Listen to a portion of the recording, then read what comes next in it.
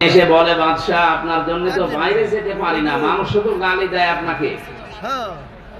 গালি দেয় মানে হ্যাঁ আপনাকে শুধু মানুষ গালি দেয়, কেউ জালেম বলে, কেউ হারামি বলে, কেউ জারুর সন্তান বলে। আমার সামনে বলুক তো, আপনি ছদ্মবেশ নিয়ে যান, আপনার সামনেই বলবে।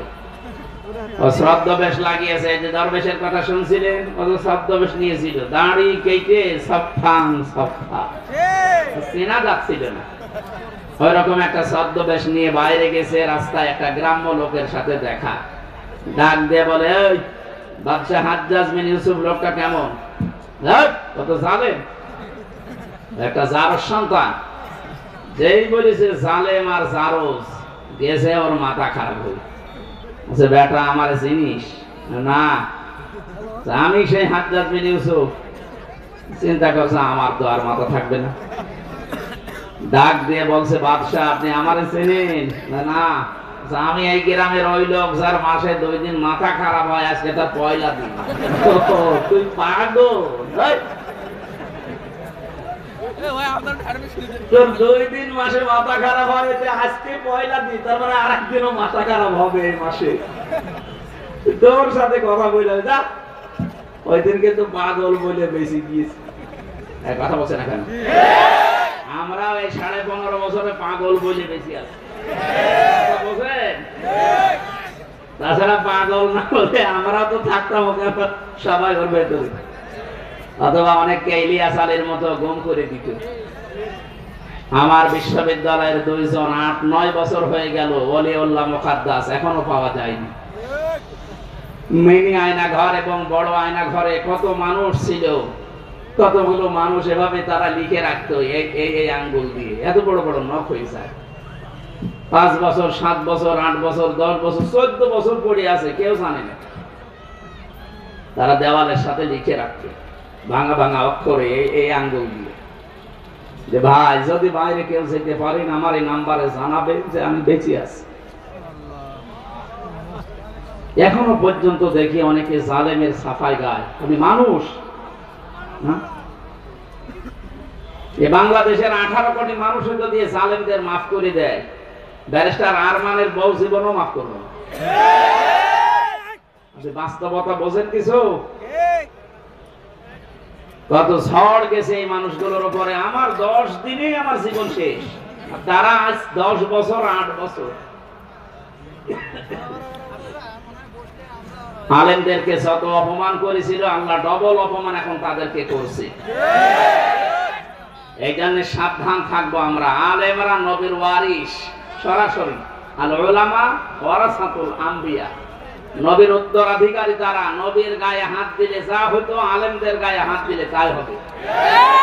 আলেম আবার আলেমের মতো হওয়া লাগবে। আলেম যদি আবার জালেমের চাইতে খারাপ হয়, ওরে পিটানোই ভালো। আলেম ছিল না জালেমদের পক্ষে? এই কথা বলে না কেন? ওই রকম আলেম না। কত বড় দুর্নীতিগ্রস্ত হলে দেশটা যে জাতীয় মসজিদের ইমামও পালিয়ে যায়। কোথায় নামাবেন দেশটা বলেন? একটা মসজিদের ইমাম, তাও বাংলাদেশের কেন্দ্রীয় মসজিদ, জাতীয় মসজিদ, তার ইমামও পালিয়ে গেছে। এসেছিল আবার জোর করে ইমামতি নেওয়ার জন্য, জনগণ জুতা দিয়ে পিটিয়েছে। পরের দিন আবার স্ট্যাটাসও দিয়েছে যে জনগণ জুতা মেরেছে কিন্তু আমার গায়ে লাগে। আরে শয়তান, বাড়ি একেবারে জায়গা মতো তো, এই জন্য এরকম কথা বলে। লজ্জা শরম তো কিচ্ছু নেই, এই কথা বলে না। আমার মনে হয় ম্যাডাম খালেদা জিয়া যা বলেছিল যে নামটা পাল্টানো দরকার, আসলে ওই নাম পাল্টানো অভিশপ্ত নাম। নামটার ভেতরে কেমন যেন একটা অভিশপ্ত জিনিস লুকিয়ে আছে। গয়কার পয়াকার বাকিটা আমি বললাম না। এই নাম কোনদিন মুসলমানরা রাখে? মুসলমানরা রাখবে গোলাপ, অন্তত গোপাল বাদ দিয়ে গোলাপগঞ্জ দেওয়া দরকার। এটা ফুলের নাম, যেন একটু সুঘ্রাণ আসে। এই জন্য পাগল বলে যারা এতদিন অন্তত বেঁচে আছি, আমাদের শিক্ষা নেওয়া দরকার আজকে। এই জালেম যারা বিদায় নিল, এই জালেমদের পরিণতি কি হয়েছে আল্লাহ আমাদেরকে একটু দেখিয়েছেন। সূরা নমল 19 নম্বর পারা 20 নাম্বার পৃষ্ঠা 7 নাম্বার লাইনের 52 নাম্বার আয়াত। এই কথা বলে কি এত? মোবাইলটা কেটে নিন।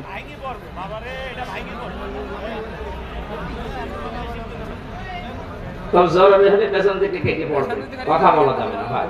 আমি বললাম না দুইটা শর্ত মানা লাগবে, তারপরে এখানে রহমত নাজিল হবে। একটা শুনতে তো হবে, শুধু সামিয়া দিলে একটু শুনতে পারতাম।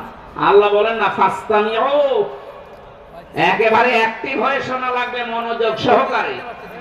কারণ এখন এটা ইবাদত চলছে, যতক্ষণ বসে থাকবেন আর যাই হোক গুনাহ হচ্ছে না।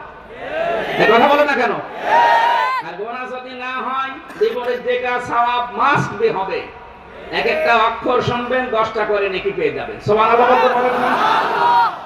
আল্লাহ রাব্বুল আলামিন বলেন ফাতিলকা বুয়ুতুহুম খাবিয়াতাম বিমা যালামু।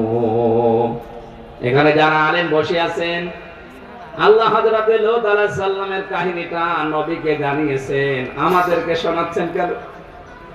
আল্লাহ যেন তার আঙ্গুল দিয়ে ভাবে দেখাচ্ছেন। ফাতিলকা বুয়ুতুহুম, বাইতুন না, বহু বচন দিয়েছেন। আল্লাহ বলেন এই সেই ঘরগুলো, খাবিয়াতান, আমি জনশূন্য করে দিয়েছি, পরিত্যক্ত বানিয়ে দিয়েছি, বিমা যালামু, এই জালেমদের জুলুমের কারণে। কারণ যে জমিনে জুলুম করা হয় ওই জমিনটা পর্যন্ত আল্লাহর কাছে অভিশপ্ত হয়ে যায়। একটা কত বাস্তব 2024 5 আগস্টের বিকাল 5টা বাজতে বাজতে আল্লাহ মনে হচ্ছে আমাদেরকে চোখে আঙ্গুল দিয়ে দেখিয়েছে। দেখেন, একটু তাকিয়ে দেখেন জালেমদের যত বাড়ি ঘর সারা বাংলাদেশে। তো আমি ঘুরছি 630টা থানার প্রায় জায়গায় আমার যাওয়া শেষ। আমি এই 3 মাস কয়েকদিনের ভেতরে ঘোরাঘুরি করে যা দেখলাম, জালেমদের কোনো বাড়ি দেশে আর নেই। আপনি আমার কুষ্টিয়ার দিকে তাকান, হানিফের বাড়ি, কুষ্টিয়ায় হানিফ সাহেবের বাড়ি কয়েকদিন আগেও আমি পাশ দিয়ে আসলাম, দেখলাম জাতীয় টয়লেট হয়ে গেছে। একবারে 4-5 জন করে যাচ্ছে, কেউ এদিকে কেউ এদিকে কেউ এদিকে কেউ এদিকে, মনে হচ্ছে জামাতবদ্ধ টয়লেট চলছে। আল্লাহ কেন এমন করে দিলেন? আল্লাহ পাক বলেন ইন্না ফি যালিকা লাআয়াতাল লিকাওমিন ইয়ালামুন। আলেম ভাইরা বলেন তো এখানে লামে তাকিদ দিয়ে আল্লাহ কি বুঝিয়েছেন? যত তাফসীর আমি মিলিয়েছি এই লাম তাকিদের সাথে আধুনিক তাফসীরের মুফাসসির একরাম বলতে চাচ্ছেন আল্লাহ যেন আপনাদেরকেও দেখাচ্ছেন পৃথিবীর মানুষেরা সাবধান, এর ভেতরে কিন্তু শিক্ষা আছে যদি জ্ঞানী হয়ে থাকো। কি শিক্ষা আমরা নিতে পারি? এই 15.5 বছরে ওদের এত গভীরে শিকড় ছিল জালেমদের। আপনি তাকান, একেবারে দারওয়ান থেকে শুরু করে সংসদ পর্যন্ত সব জায়গায় ওদের লোক সেট করা ছিল, এমনকি কারাগারে। কথা বলেন না, কারাগারে আলেমদের কষ্ট দেওয়ার জন্য আলাদা কিছু মানুষ ওদের সেট করা ছিল। সুব্রত বালা, দেবদুলাল, আমি নিজে পেয়েছি এদের আচরণ গুলো। এ মানুষগুলো এমনি সাধারণ মানুষের সাথে যা করে, আমার আর মামুনুল হক আলেম যারা ছিলাম তাদের সাথে আচরণ আলাদা করে। আল্লাহ রাব্বুল আলামিন বলেন এখানে ওদের শিকড় সব জায়গায় ওরা গেঁথে রেখেছিল। আমি দেখেছি তারেক জিয়া সাহেবের পিএস অপু ভাই ছিল, ওনার বন্ধু গিয়াসউদ্দিন মামুন ভাই ছিল, ওনাদের দিকে সিসি ক্যামেরা দিয়ে, মাওলানা মামুনুল হকের দিকে ক্যামেরা দিয়ে আলাদা ভাবে বসে বসে দেখতো যে এদের সাথে কেউ কথা বলে কিনা। আরে জালেমরা এমনিতেই তো জুলুম করিস, এরপরে আবার সবকিছু বন্ধ করে দিয়ে 3টা বছর আমাদেরকে যোগাযোগ করতে দেয়নি। ফাঁসির আসামিরা 7 দিন পর পর সরকারের টেলিফোনে কথা বলতো, আর আলেম যারা আমরা 76 জন ছিলাম আমাদের জন্য সব বন্ধ। জামাত ইসলাম আর হেফাজতে ইসলাম নাম শুনলেই বলতো না, এদের যোগাযোগ বিচ্ছিন্ন। আপনার চেয়ার এমনি পড়ে যায়নি, আল্লাহ নিজে মনে হচ্ছে ফেলে দিয়েছেন।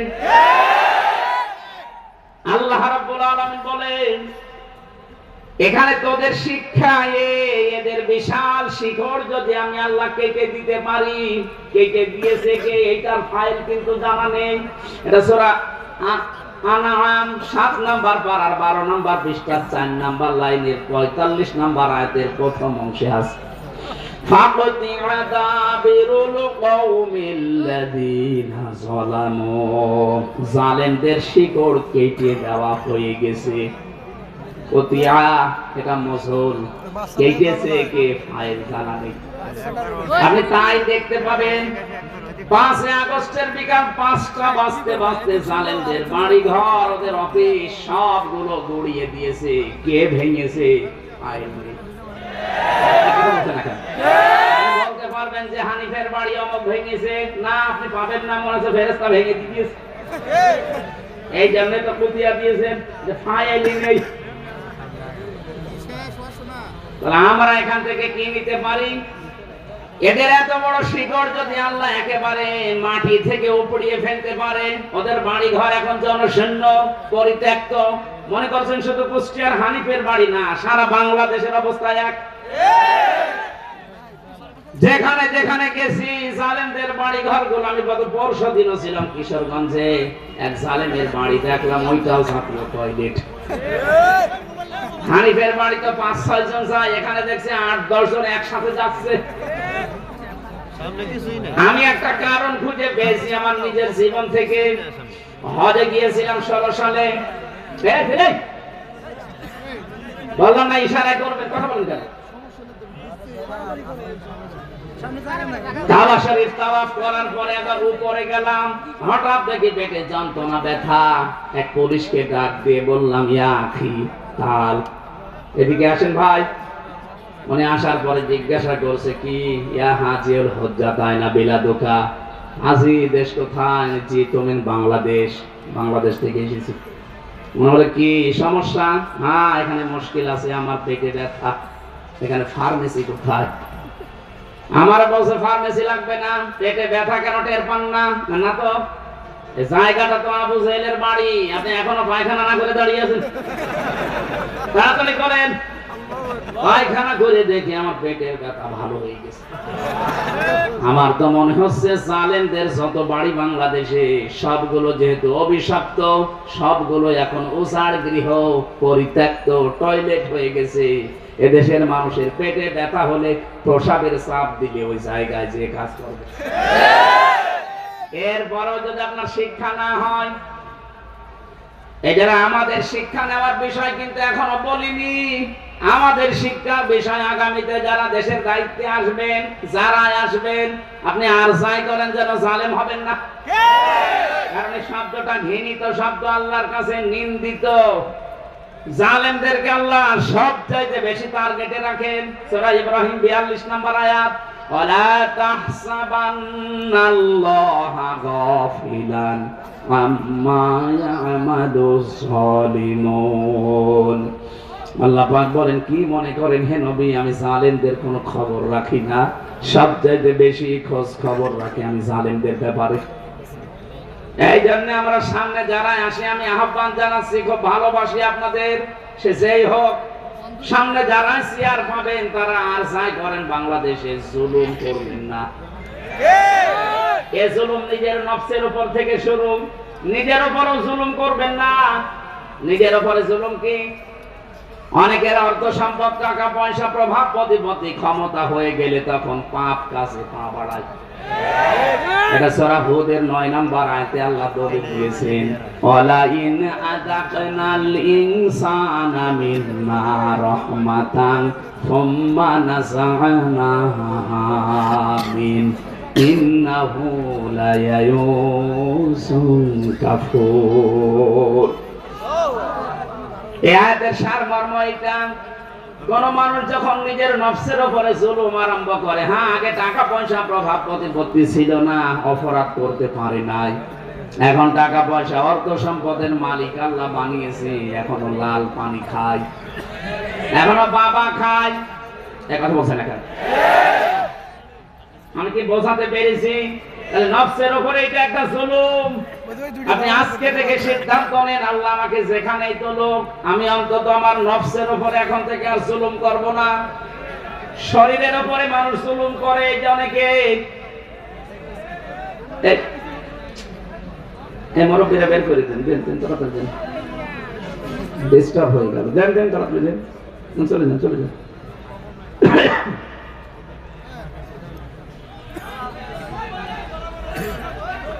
নিজের শরীরের সাথে যারা জুলুম করি আমরা, ভারতের এই পিনআপ করা পত্রিকাগুলো যখন আসতো, আকাশ সংস্কৃতির নামে ওলট পালট সিনেমা, থিয়েটার, নভেল, নাটক, এগুলো দেখে নিজেকে কন্ট্রোল করতে না পেরে অনেকে হস্তমৈথুন করে নিজের যৌবন নষ্ট করে ফেলে। না, এই গাজীপুরে নেই? আছে মানে যে হারবালের পোস্টার, তার প্রমাণ। ইন্ডিয়া হারবাল, কলকাতা হারবাল, ছাতা দিয়ে কি হবে? আপনি তো আগেই মেশিন শেষ করে ফেলেছেন। ও বলছে ঠিক, তার মানে ও মনে হয় শেষ না। এটা আপনি শরীরটা শেষ করলে, আপনি কি জানেন ৭০ ফোঁটা রক্ত দিয়ে ১ ফোঁটা বীর্য তৈরি হয়? আপনি কোন কারণে এগুলো দেখবেন আর করবেন? আজকে থেকে তাওবা করে ফিরে আসা লাগবে। এই মোবাইলে এমন দৃশ্য রাখা যাবে না যেটা নিজে দেখলে আনন্দ পান, অন্য দেখলে লজ্জা পান। এরকম দৃশ্য নেই? যাদের মোবাইলে আছে এই মুহূর্তে ডিলিট করা লাগবে। তাড়াতাড়ি করেন। এখন যদি আপনি মোবাইল বন্ধ হয়ে যায়, ডিলিট করতে পারছেন না, বাড়িতে যেটা নিজে দেখলে আনন্দ পান, অন্য কেউ দেখলে লজ্জা পান, এমন দৃশ্য থাকলেই ডিলিট করবেন। কারা কারা হাত তোলেন? ওরে আল্লাহ, এখন মুরব্বী মানুষ 2 হাত তুলেছে। কে আছে আপনার মোবাইলে? নাউজুবিল্লাহ মিনাশ যালিক।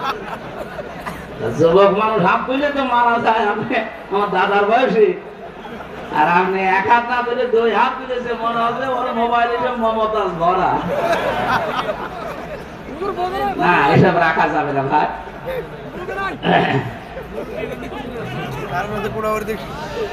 গাজীপুরবাসী খুব মনোযোগ সহকারে আমাদের এখান থেকে শিক্ষা নিয়ে যাওয়া লাগবে।